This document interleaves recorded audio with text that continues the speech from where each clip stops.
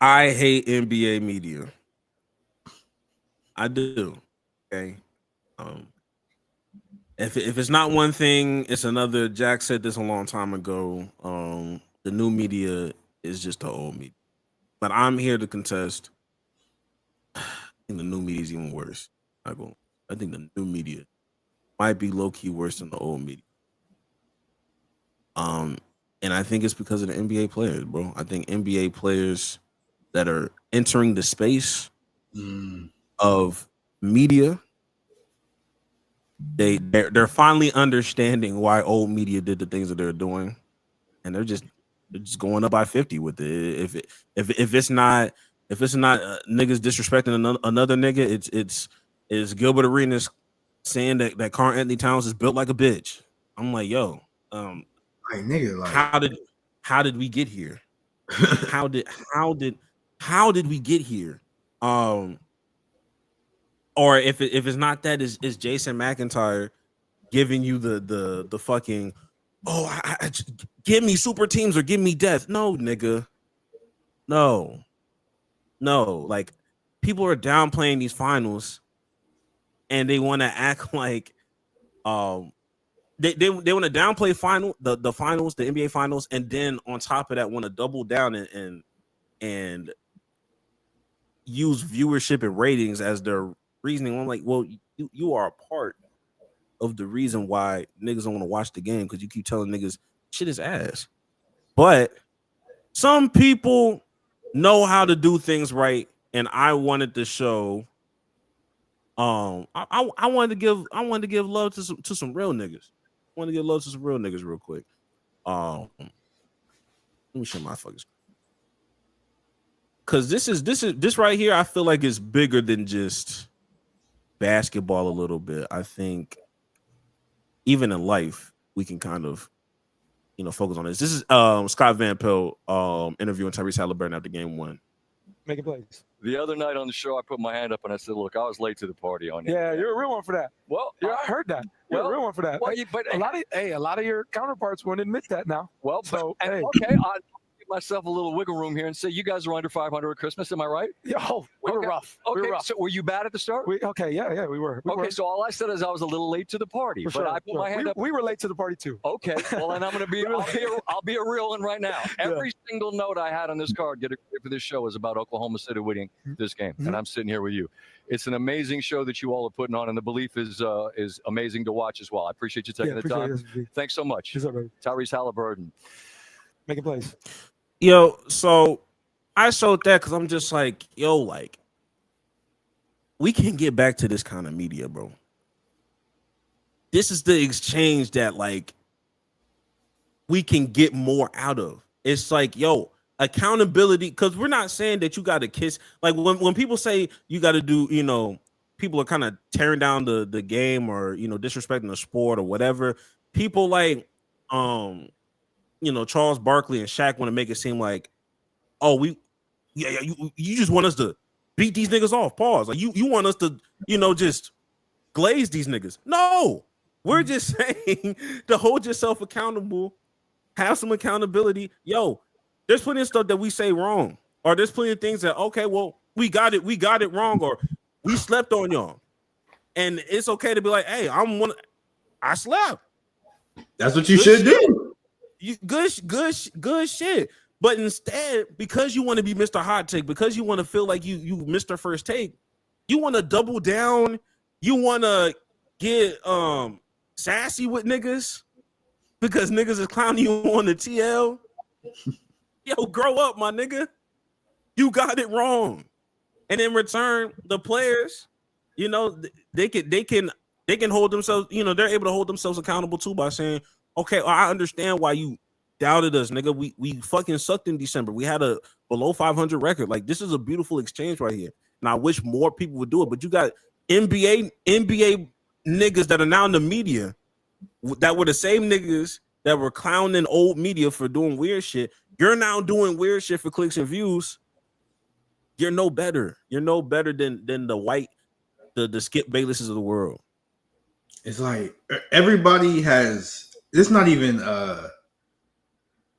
just like a sports media thing. It's just everybody wants to go viral, and it's just like we don't bad, bro. like. And I know it sounds sort of hypocritical saying that on a podcast where, of course, we want to go viral and blah blah blah. But it's just like a lot of people go about it in like disingenuous ways. It's just like, why are you acting like this? And then another thing, it just goes back to what I've said for a very long time, bro. It's just a lot of this stuff too. Like on the other side of things, like aside from negativity, like a lot of stuff too is like dick riding, bro.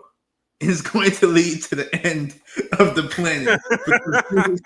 Not dick riding, bro. I've said it before. I had to keep saying it should be punishable by death, bro. By death, nigga. It should be punishable by death. And it's just like, damn, like stuff like this is like refreshing. Yeah. And then right after that, you'll see more niggas. I think there was another pundit, media pundit that was like trying to downplay all the things that the Pacers did leading up to get here. Like, they faced the injured Cavs team. They didn't have to face the Celtics and beat the Knicks to get to the finals. Like I'm like they haven't really faced anybody real. Every series? No, You said what? Were the They Pacers were underdog. They were series? underdogs every series. They were underdogs against the Bucks. I think that changed once Dame went down, but like coming out of it is the Bucks, and then the number one Cavs. They was like, okay, well the Cavs are going to sweep them up in 5. You know, they had some injuries, but ultimately, like they're a number 1 seed for a reason. Like they're still a good team, and then they still had the Knicks, whether right or wrong, they had the Knicks favored against the Pacers, and now they're underdogs the whole series. I'm like, yeah, you can't downplay that because they're for sure it's just like big underdogs. And it's like, on top of that, it's like you say they didn't face the Celtics, but they beat the Knicks, who beat the Celtics the series before. It's like, pick a side, nigga. Like pick whatever you're trying to do. Like it's getting bad, bro. It's honestly pretty bad, but I don't think it's gonna change anytime soon. You got Draymond Green ass niggas that's gossiping. I think if NBA players stayed in their lane, and that's just as a crazy way to say it, I guess. Like if the NBA, like I say this all the time, whoever that Fox News lady was, maybe she was the wrong messenger, but shutting up and dribbling I think she was cooking, bro. I think like, some people need to shut up and dribble, stay in their lane. Making the wrong point, but also like she making the wrong point because she's racist. But like absolutely, she's sort of making the correct point because like sometimes niggas need to like chill, bro. They need to shut up. Because NBA players in the media space is important, and it is very necessary. Because I can look at a Jeff Teague podcast, and the real reasons why, although I don't agree with everything that they do, the main reason why they're so entertaining, 1 is behin, but 2 is Jeff Teague giving us stories that we've just never seen before, never heard before, and they're so authentic. And the NBA players, like they have such a broad experience of the day-to-day life of an NBA player that no nigga like a Stephen A or a journalist is going to have. That there's not enough reporting that they can do to get some of the shit that they get off. So I think they're necessary. The problem is when you try to like get out of that space and start doing weird shit and start like saying like, oh my God, like he's built like a bitch. For like, what? Yeah, who like no, like they don't talk like that, bitch. Like no. And if I'm Karl-Anthony Towns, bro, I don't care if you Dominican, bro. Fight back. I don't care if the nigga 40, bro. You gotta stand for something, bro. You gotta do something. Joel Embiid did something, bro. Go do something, bro, please. Time where he's probably like, I'm not even gonna like dignify this with a response. Cause like look, and I sort of do understand that, but it's just like still, bro. Like no, he don't need to respond. I need his hands to respond, bro. Don't do no talking. Just when you see that nigga out one day, you don't have to say a word to that nigga. Just throw them throw them fists, bro. Do something.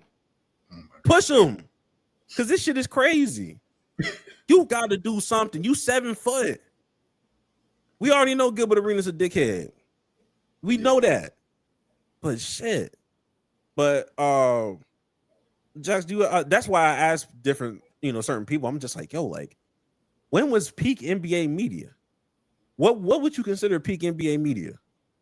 Real fast before I answer that, do you mention Jeff T? Have you seen that Jason Collins story he told?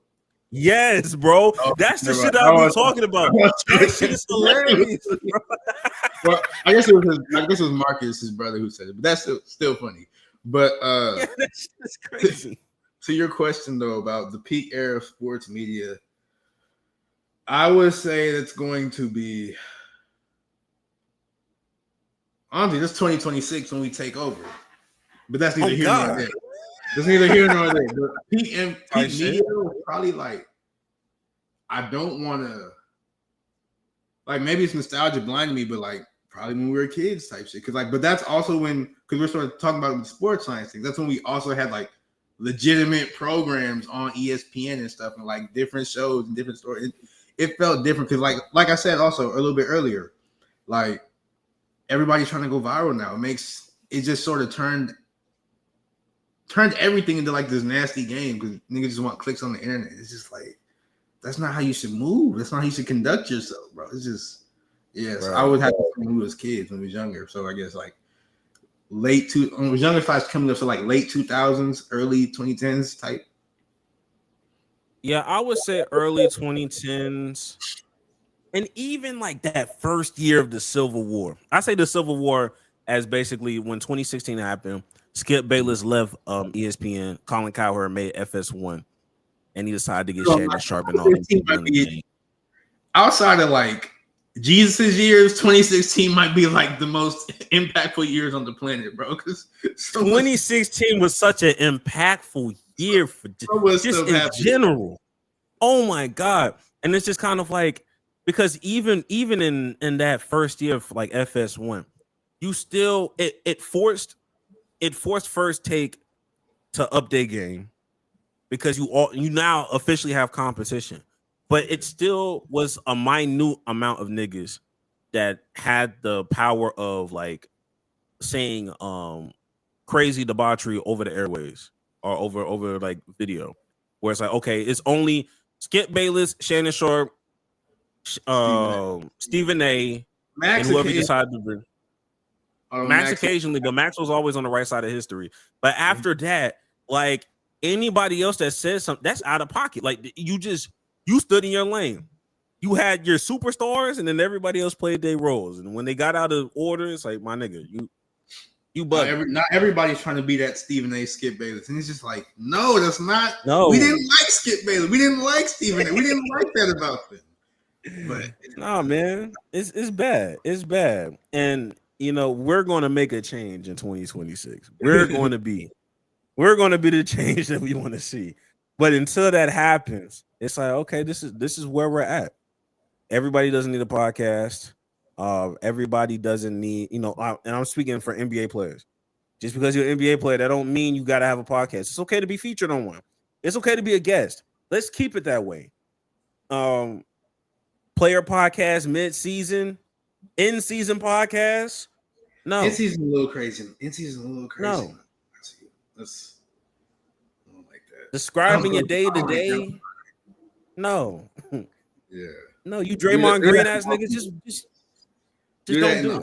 The only thing I want you to do in season, if you are gonna do any type of media, just do like a starting five type documentary type stuff and release it in the off season. So it's not like, that's the only thing I really would like you to do. Don't do no in season podcast, please. No, I need you locked in. Absolutely. I'm surprised. I mean, low key, do you think a Hard Knocks like NBA version would work? I don't see why it wouldn't. Like, would that be something you would want? Because it's different from like a trash football team versus a trash NBA basketball team. I mean, it's basically you care about a trash NBA basketball team. I mean, nobody cares about the trash football teams. People just if you watch Hard Knocks and it's a team you don't like, you only watch it because you just like football. So that's why. So if you're watching a trash team if you're watching like a trash basketball team for like a Hard Knocks style show, you're probably just gonna watch it because you are a basketball fan. So that's why. Fairs. But yeah, I mean that's pretty much all I had. I think NBA media, everybody has to have a lane. Everybody has to do their job and do it correctly. You have your Jeff Teagues of the world, be in that lane. And you have your SVPs of the world, be in that lane. Let Stephen A. and Skip Bayless be the outliers. Don't let them niggas be the standard. For the love of God.